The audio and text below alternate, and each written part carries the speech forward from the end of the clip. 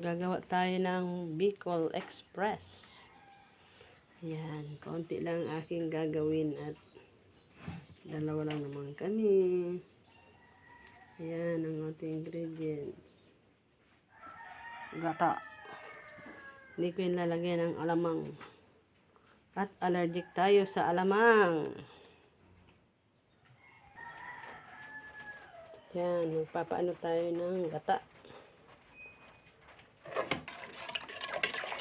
Tatawtawin muna natin hanggang sa maglapot ang gata. Saka natin ilalagay ang karne.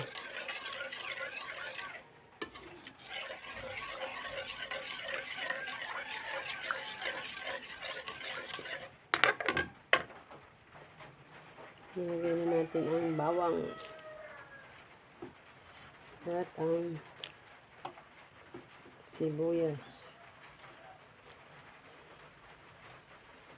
At ang sili. Siling labuyo. Kasama na natin siya sa palapot ng gata.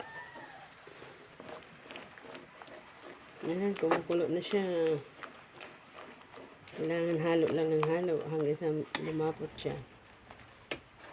Saka natin ilalagay ang karni. Lapot na ang gata, lalagyan natin yung karne.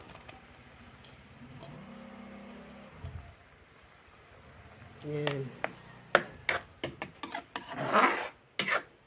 Antayin na natin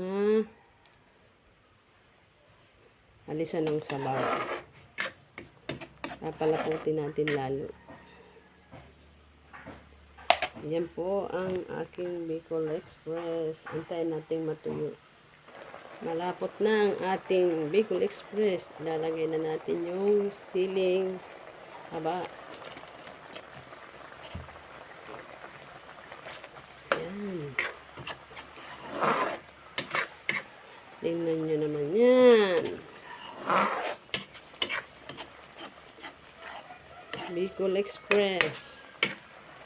May siling labuyo at may siling panikang. Siling haba.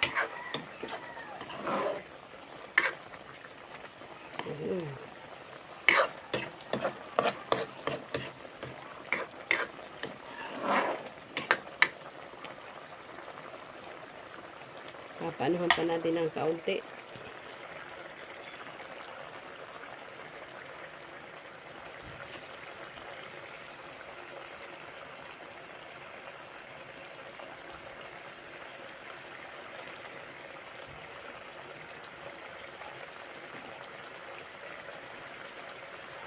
Mamantika na siya. Ay, napakasarap ng Bicol Express.